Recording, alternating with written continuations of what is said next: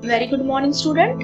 आज हम फिर से चैप्टर नंबर 2 ब्रांच अकाउंटिंग लेकर आए हैं, lecture number 7 and practical problem number 30। I hope इसके पहले के आपने 6 लेक्चर्स देखे होंगे और अब थोड़ा बहुत अकाउंटिंग ब्रांच अकाउंटिंग के बारे में आपको समझ में आया होगा। So now let's start. इसमें क्या है, तो इलस्ट्रेशन 13 हम लेंगे। अब इसमें कौन कौन से अकाउंट बनाने हैं, ये कौन सी मेथड है, ये देखते हैं। Texmo Limited Bengaluru has a branch at Porbandar to which goods are invoiced. Now invoiced किया है मतलब सेल किया है as to have the 10% bearing on a market value. देखो अभी अलग अलग वर्ड यूज करते हैं बट मेथड वही है। इसका ही मतलब ये 10% क्या है, प्रॉफिट है। तो इसके पहले हमने देखा है cost on profit, cost on sale, ये हमने कैलकुलेट किया है। तो यहाँ पे भी ये इन्होंने जो भी मटेरियल सेल किया है पोरबंदर ब्रांच में, तो वो है 10% प्रॉफिट इंक्लूडिंग, ठीक है। And so as you know हम इसमें 10% इंक्लूड नहीं करते हैं, ठीक है, हमें इसका प्रॉफिट अलग से निकालना है। सो लेट्स सी, देखते हैं। Now this is all the information. Stock दिया है, ओपनिंग क्लोजिंग दिया है, डेटर्स दिया है, opening closing. So this are the asset. So asset का ओपनिंग हम डेबिट में लिखेंगे एंड क्लोजिंग क्रेडिट में लिखेंगे। Understood? Now debtors good received from the head office, goods returned to the head office, cash sales, credit sales, allowance to the customer मतलब discount दिया है customer को। यहाँ पे कस्टमर मतलब क्या होता है, debtors. Okay, so don't get confuse. Customer मतलब यहाँ पे डेटर्स ही होगा। रिटर्न फ्रॉम द कस्टमर मतलब भी return from the debtors. Discount allowed to the customer. Bad debts, rent, salary, general expenses, rent due but not paid, ठीक है। so this is outstanding। miscellaneous income, देखो ये भी नया item है। so put just star mark। all items are stock are at invoice price, मतलब इसमें 10% profit include है। जो जो भी स्टॉक है, ठीक है, उसमें 10% प्रॉफिट इंक्लूड है। All expenses paid by the head office and all cash received is daily bank into the head office. तो ऑल कैश जो रिसीव्ड होती है डेली, वो हम क्या करते हैं, बैंक में डेली डिपॉजिट करते हैं। Now you are required to prepare, देखो बनाना क्या है हमको, branch stock account, goods send to the branch account, stock reserve account and debtors account. ठीक है, देखो इसमें से डेटर्स अकाउंट ऑलरेडी हमने 2-3 बार बना चुके हैं, so that is simple. Stock account भी हमने बनाया है, so that is also simple. अब नया क्या है, goods send to the branch and stock reserve account. ये भी बहुत सिंपल है, से हमें ऐसे लग रहा है कि नंबर ऑफ अकाउंट है तो शायद ये डिफिकल्ट होगा, दिखने में भी बड़ा दिख रहा है, बट नहीं। So let's start. सबसे पहले हम बनाते हैं ब्रांच स्टॉक अकाउंट। तो अब ये एक दिमाग में रखना है आपको कि ये स्टॉक है, तो हम इसमें जो क्वेश्चन है उसमें से सिर्फ जहां जहां पे स्टॉक है वो ही हम क्या करेंगे, आइटम्स यहाँ पे लेंगे। जैसे कि यहाँ पे देखो क्वेश्चन है सामने आपके, स्टॉक, यहाँ पे स्टॉक वर्ड है। 1 अप्रैल मतलब ओपनिंग स्टॉक एंड 31 मार्च मतलब क्लोजिंग स्टॉक। तो सबसे पहले इनको ही पोस्ट करते हैं। ओपनिंग बैलेंस हमेशा डेबिट में होता है because stock is asset, and closing हमेशा असेट का क्रेडिट में होता है। So that is done. देखो अब हमें सिर्फ फोकस करना है स्टॉक, कहाँ पे स्टॉक अकाउंट है। ओके, ये डेटर्स में स्टॉक नहीं। Goods received from the head office. Now goods received from the head office, तो इसमें भी तो स्टॉक है, गुड्स मतलब ही स्टॉक ना, और वो रिसीव्ड हुआ है, that means increase. So again comes in, देखो रूल लगाओ यहाँ, या मैंने लास्ट टाइम भी बोला था, just put here plus and minus, simple C trick. अगर स्टॉक इंक्रीज होता है ब्रांच में तो वो हम प्लस डेबिट में लिखेंगे। अगर ब्रांच में से स्टॉक कम होता है, देखो ब्रांच में से स्टॉक कम होता है तो हम माइनस मतलब क्रेडिट में लिखेंगे। तो अब गुड्स एचओ ने भेज दिया है, तो ऑफ कोर्स नाउ स्टॉक क्या हो गया, इंक्रीज हो गया है ब्रांच में। 80,800 will write debit side. Now again goods मतलब stock, return to the head office. अब हमने क्या किया है, फिर से हेड ऑफिस में रिटर्न किया है, तो ब्रांच में से ये गोज आउट मतलब कम हुआ है। So will write credit side by goods send to the branch. इसमें ब्रैकेट में चाहिए तो आप रिटर्न लिखो, ठीक है। यहाँ पे आपको ऐसे लिखना है, goods return by the branch, तो भी चलेगा। Understood. Goods send to the branch, और ब्रैकेट में अगर आपको ये कुछ नहीं लिखना है तो ब्रैकेट में just you have to write return. One sec, I show you how it is. Right, इधर ऐसे लिखो रिटर्न, ऐसे ब्रैकेट में लिखो। तो 700 से स्टॉक क्या हो गया, ब्रांच में से कम हो गया है। Got it. Now next is, अब आगे का देखो और ढूंढो स्टॉक कहाँ कहाँ पे है, हमें फोकस सिर्फ स्टॉक पे करना है। So this is done, this is done. Okay, now what about cash sales and credit sale? इसमें तो गुड्स वर्ड नहीं है, स्टॉक वर्ड नहीं है, बट सिंपल सा कॉमन सेंस है। हम क्या सेल कर रहे हैं, ऑफ कोर्स गुड्स सेल कर रहे हैं, हमारे पास जो स्टॉक है वो सेल कर रहे हैं, तो ये भी related with the stock. So देखो अब रीजन क्या है, cash sales and credit sale, जो भी रीजन हो but goods goes out. So again branch में से जो गुड्स था वो कम हो गया है, so again we'll write here credit sale. Understood? तो थोड़ा सा लॉजिक लगाना है, भले यहाँ पे स्टॉक वर्ड नहीं दिया है बट बिजनेस है, हम गुड्स ही तो सेल करेंगे, चाहे वो कैश हो या क्रेडिट हो। तो हमारा तो जो मटेरियल दुकान में है, ब्रांच में पड़ा है, वो कम हो गया है, so will write credit sale. Understood. चलो और क्या है, ये नहीं आएगा। रिटर्न फ्रॉम द कस्टमर, देखो अब थोड़ा सा ध्यान दो, अब कस्टमर ने फिर से ब्रांच में लाके क्या किया, वापस कर दिया, तो अगेन थोड़ा सा स्टॉक बढ़ गया, so again increase. So 2 branch debtors return from the customer 200। तो ध्यान से देना है, जब ब्रांच रिटर्न करती है हेड ऑफिस को तो वो हमको लिखना है क्रेडिट में, लेकिन अगर कस्टमर ब्रांच में वापस लाके देता है कि ये लो तुम्हारा ये जो मटेरियल था वो डिफेक्टिव है, तो वापस लाके दिया, सो क्या हुआ, फिर से हमारा स्टॉक 200 रुपए से इंक्रीज हुआ। तो कस्टमर ने जब रिटर्न करता है तो डेबिट लिखना है। Okay, so this is done. अब और कुछ बाकी है क्या, देखो एक बार। Now it's time to close. कौन सी साइड हेवी आ रही है, कैलकुलेटर आपके हाथ में है, कर दो। आपको कौन सी साइड हेवी आ रही है, ये क्रेडिट साइड हेवी आ रही है। तो यहाँ पे बैलेंस आ रहा है, मतलब ये सब की टोटल, ठीक है, ये सब की टोटल कितनी आ रही है, 1,06,000। सो 1,06,000 माइनस, माइनस क्या करना है, ये सब अमाउंट माइनस करनी है, ठीक है। तो आप क्या करो, इसकी सब एक साथ पहले टोटल करो और ये टोटल इसमें से माइनस करो, मतलब सिंपल क्रेडिट की टोटल माइनस डेबिट की total, we get the answer 10,000। Understood. Okay, now ये 10,000 का हमें क्या करना है, तो इसका मतलब क्या है, so that means this is a stock surplus. हमारे पास देखो यहाँ प्लस है ना और यहाँ पे माइनस है, तो प्लस मतलब यहाँ पे हमारे पास अभी भी स्टॉक है, एक्स्ट्रा स्टॉक है, सो दिस इज अ सरप्लस। अब ये स्टॉक का बाइफरकेट कैसे करना है, नाउ ऑल यू नो कि इनवॉइस प्राइस क्या है, इसमें प्रॉफिट इंक्लूड है, तो ये 10,000 में भी प्रॉफिट है। तो आगे क्या और एक दो अकाउंट हमें ओपन करने हैं, तो हमारा पहला काम है कि ये जो स्टॉक है उसमें कितना प्रॉफिट इंक्लूड है और कितनी एक्चुअली कॉस्ट है, ठीक है। देखो इतना भी आप करके रखोगे तो ओके है, लेकिन इसमें कि जो हमें बाइफरकेट करेंगे वो इंफॉर्मेशन हमें आगे के अकाउंट्स में काम आएगी, ठीक है। तो ये थोड़ा आपको समझना ही है, अदरवाइज इतना ही करना है आपको, इतना ही पेट आपको भरना है तो भर दो, बट यहाँ पे हमें करना है क्योंकि ये इंफॉर्मेशन आगे के जो उन्होंने अकाउंट बोले हमें, स्टॉक एडजस्टमेंट अकाउंट एक है, तो वहां पे हमें ये जरूरत पड़ेगी। तो चलो देखते 10,000 में कितना प्रॉफिट इंक्लूड है। ये ऑलरेडी मैंने पहले एक दो आई थिंक इलस्ट्रेशन में सिखाया है, तो ये फॉर्मूला आपको पता है, selling price is equal to cost price plus profit. इसको ही शॉर्ट फॉर्म में कैसे लिखते हैं, SP is equal to CP plus P, मतलब प्रॉफिट। तो देखो अब इन्होंने क्वेश्चन में क्या बोला है कि उन्होंने किस पे किया है, कॉस्ट पे किया है कि सेलिंग प्राइस पे किया है, इनवॉइस प्राइस पे किया है, तो जिस पे उन्होंने कहा है उसको 100 मानो, तो ये 100 लिखा। प्रॉफिट उन्होंने बोला है 10%, तो यहाँ पे 100 है, यहाँ पे 10 है, तो ऑफकोर्स कॉस्ट प्राइस क्या रहेगा, 90 रहेगा। ये तो हमने मैथ्स में भी सिखाया है, ठीक है। क्यों हमने SP को मतलब सेलिंग प्राइस को 100 माना है, क्योंकि क्वेश्चन में दिया है ऑन सेलिंग प्राइस। अगर यही उन्होंने दिया होता ऑन कॉस्ट प्राइस तो हमने कॉस्ट को 100 माना होता, और फिर प्रॉफिट तो 10 दिया ही है उन्होंने, तो हमारी सेलिंग प्राइस क्या होती है 110। ये समझ लो आपको कब 100 किसको मानना है, ठीक है। और ये मैंने पहले भी अच्छे से एक्सप्लेन किया है।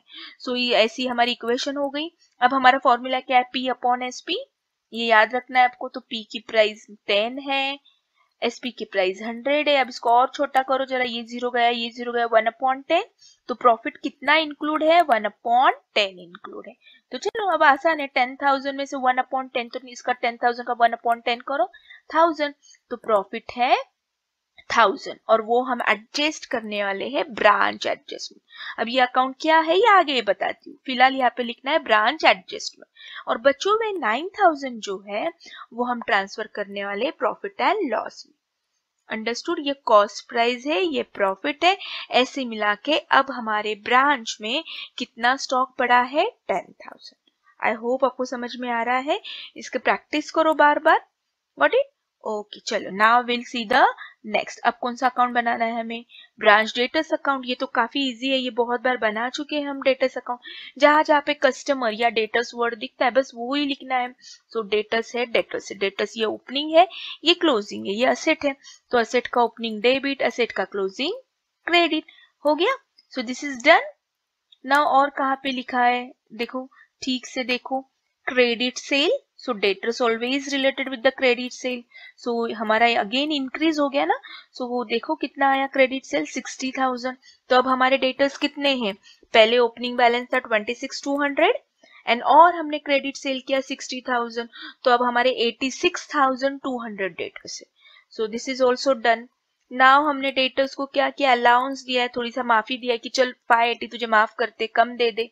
सो कम, तो कम मतलब क्या? Credit side. So will write allowance to the customer, then return from the customer, discount allowed to the customer, all will write where it's a credit side. Understood? So देखो सब इंफॉर्मेशन हमने put की है, एक भी हमने miss out नहीं किया है। डन। सो हो गया। अब क्या क्लोज करना है?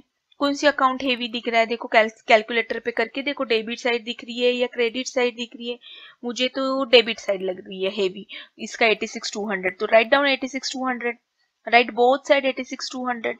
Now as you know debit minus credit, तो हमने डेबिट की टोटल तो लिख दी, अब क्रेडिट में से क्या क्या माइनस करना है? 580, 2,400, 600, 200 एंड 33,100। ये पांचों अमाउंट आप 86,200 में से माइनस करोगे तो विल गेट द बैलेंस 49,320। अब आप ही बताओ, ओपनिंग तो ऑलरेडी दिया है, क्लोजिंग भी दिया है, क्रेडिट सेल्स भी दिया है, तो एक डेटर्स में एक इंफॉर्मेशन मिसिंग है। ठीक है, that is collection from the debtors.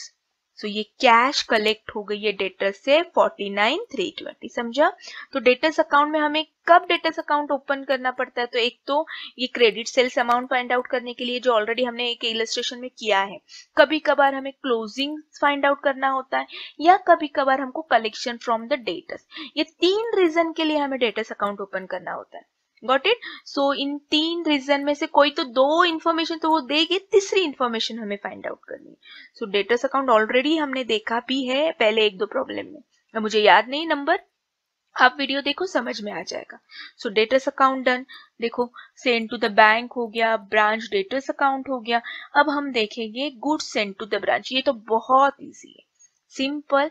जहां पे हमने गुड्स सेंड किया है बस वही इंफॉर्मेशन यूज करनी है, तो सिंपल सा है। स्टॉक अकाउंट ओपन करो, स्टॉक सेंड गुड्स मतलब ही स्टॉक ना, तो इसकी ना आधी इंफॉर्मेशन स्टॉक में ही इंफॉर्मेशन होगी। अब मुझे बताओ goods send to the branch कहाँ पे दो वर्ड दिख रहे हैं? तो मुझे यहाँ पे दिख रहा है goods send to the branch, और एक एक यहाँ पे दिख रहा है goods send to the branch. तो चलो लिखते हैं now goods send to the branch. अब क्या करेंगे? Now you know the rule, by branch stock, यहाँ पे 80, तो सिंपल है, यहाँ पे डेबिट है तो यहाँ पे क्रेडिट। सेम ये 700 यहाँ पे क्रेडिट है ये अकाउंट में, तो यहाँ पे डेबिट लिखेंगे 700। ठीक है, देखो आप याद करो, स्टॉक अकाउंट के इसमें हमने नाम लिखा goods send to the branch, और goods send to the branch के इसमें लिखना हमने ब्रांच स्टॉक। देखो इसका अकाउंट नाम उसके अकाउंट में, उसका नाम इसके अकाउंट में, same year goods send to the branch. ठीक है, तो यहाँ पे हमने क्या लिखा? Branch stock. चाहिए तो ब्रैकेट में आप लिखो गुड्स रिटर्न वाला केस है, ये गुड्स फ्रॉम एचओ वाला केस है। नहीं लिखा तो भी चलेगा, लिखा तो भी चलेगा, आपके समझदारी पे है। ठीक है, आपको लिखना है तो लिखो, कोई इश्यू नहीं। बट ऑपोजिट, यहाँ पे डेबिट है तो ये गया क्रेडिट, और यहाँ पे क्रेडिट है तो ये गया डेबिट। अंडरस्टूड? चलो और क्या करना है अब हमें? अब अगर देखो और क्वेश्चंस पढ़ो।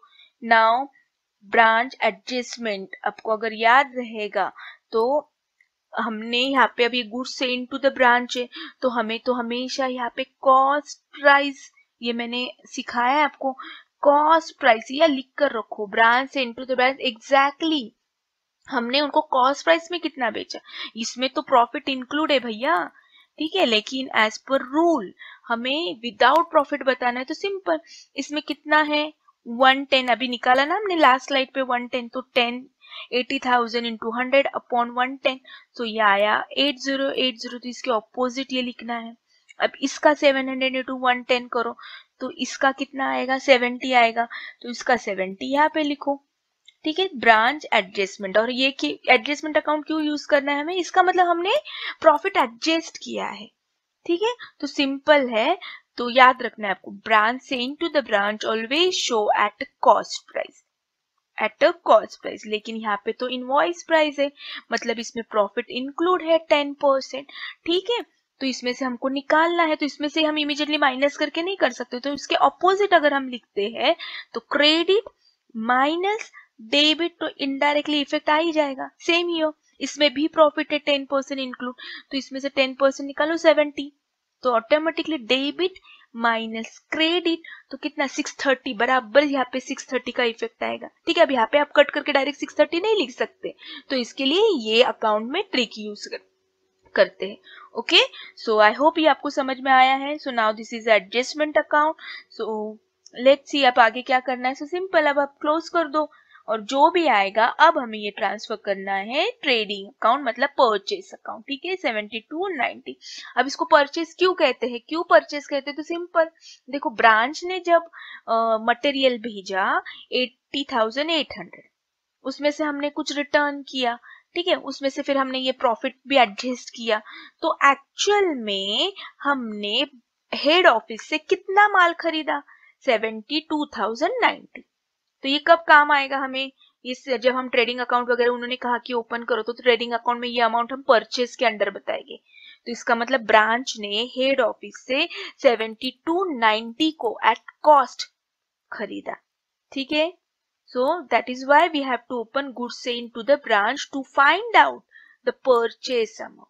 गुड, ये समझा। आज हमने ये अकाउंट क्यों ओपन किया, कि फाइंड आउट करने के लिए कि एग्जैक्टली हमने कितना परचेस किया without profit.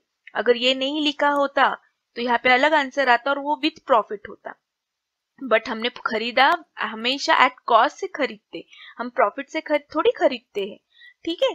So I hope आपको समझ में आया है, बार बार वीडियो देखो आपको समझ में आ जाएगा। चलो now will next move to the next. अब कौन सा अकाउंट बाकी है, ब्रांच एक्सपेंसेस। सिंपल इक्वेशन में जहां जहां पे खर्चा है ना वो सब खर्चा लिखो, मतलब इनडायरेक्टली हम प्रॉफिट एंड लॉस की डेबिट साइड में जो जो लिखते हैं ना वो सब लिखो। देखो एज्यूम करो, प्रॉफिट एंड लॉस थोड़ा याद करो, हमने 12th में वगैरह बनाया है, allowance, discount, bad debts, rent, salary, general charges, तो only here we have to write expenses account. So that is why we can not call this is profit and loss account. यहाँ पे सिर्फ हमें total branch में कितना खर्चा हुआ है यही लिखना है, ठीक है। तो कितना खर्चा हुआ है, ओके, वन मोर, कुछ तो ड्यू भी है, तो वो भी इनडायरेक्टली खर्चा ही है ना, सो वो भी हम ऐड करेंगे क्योंकि कभी ना कभी पे करना ही होता है। तो टोटल एक्सपेंसेस हमारा कितना हुआ 1200,780.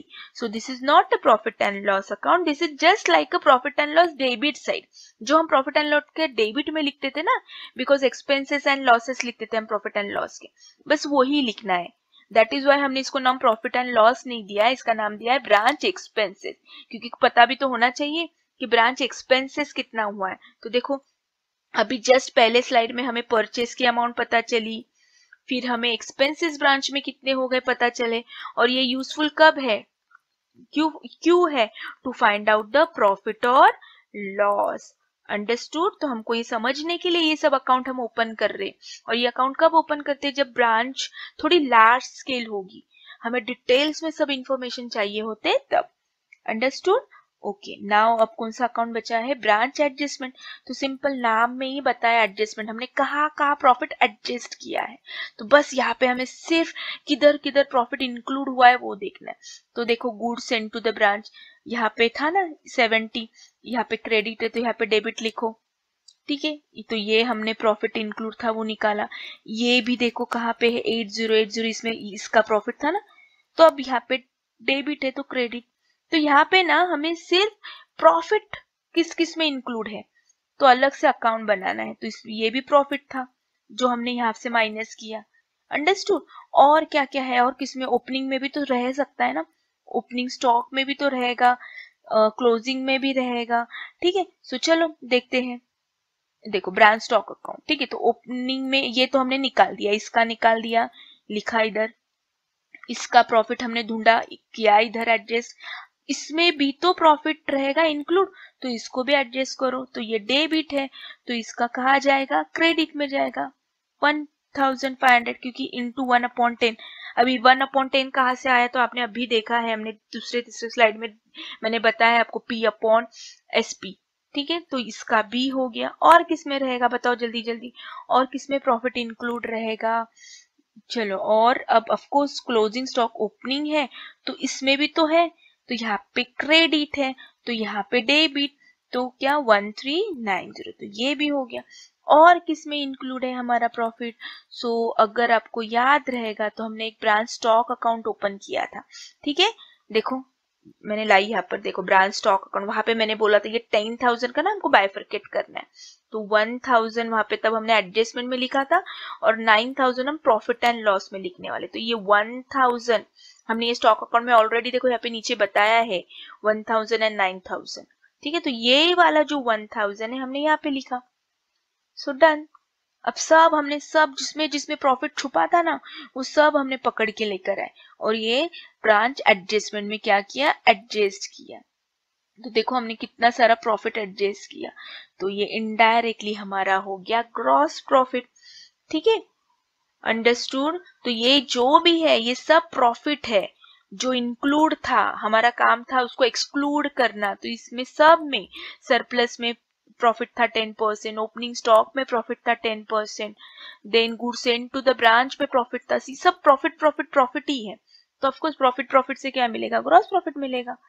अब ये ग्रॉस प्रॉफिट कहाँ काम आएगा, जब अगर अगर हमने profit and loss account open किया, तो प्रॉफिट एंड लॉस के क्रेडिट में लिखते हैं हम ग्रॉस प्रॉफिट। अंडरस्टूड। चलो, now we'll move to the next, and now finally we have to make branch profit and loss account। तो अभी जस्ट हमको ताजा ताजा ग्रॉस प्रॉफिट मिला है ना, तो ग्रॉस प्रॉफिट लिखो 9120। देन एक्सपेंसेस मैंने कहा था प्रॉफिट एंड लॉस की डेबिट साइड है। ठीक है, देन 9000 सरप्लस, अभी मैंने बताया था 1000 हमने ब्रांच एडजस्टमेंट में लिखा, एंड 9000 प्रॉफिट एंड लॉस में मिला, सरप्लस है। So profit and loss is a nominal account. Nominal account का फॉर्मूला क्या है, debit all expenses and losses, credit all income and gains. तो ये हमारा इनकम ही हो गया ना 9000, टोटल 10,000 था। देखो ब्रांच स्टॉक अकाउंट फिर से एक बार देखो, इसलिए साइमल्टेनियसली आप ओपन करो। अभी स्लाइड है मेरी इसलिए पीछे गया वो, लेकिन आपके पेज पे होगा, जस्ट टर्न द पेज। ये हमने 10,000 का बाइफरकेट किया है, 10,000 1000 एडजस्टमेंट अकाउंट में लिखा, एंड 9000 हमने लिखा प्रॉफिट एंड लॉस में। तो ये सरप्लस है, अच्छी बात है, हमारे लिए इनकम है, सो विल राइट हियर। ये खर्चा है, so will right here. Got it ना। और एक क्वेश्चन में मिसलेनियस इनकम भी दिया है लास्ट में, सो वो भी इनकम है, तो यहाँ पे लिखो। तो हो गया, देखो हमारा प्रॉफिट एंड लॉस क्लोज। तो पूरे ब्रांच को कितना जनरल प्रॉफिट हुआ, 6000। देखो कितने सारे अकाउंट कहे थे उन्होंने। गॉट इट, है बहुत इजी, बट बार बार आपको क्या करना होगा, प्रैक्टिस करना होगा। तो आई होप आपको समझ में आया है। Thank you so much, have a nice day, bye bye.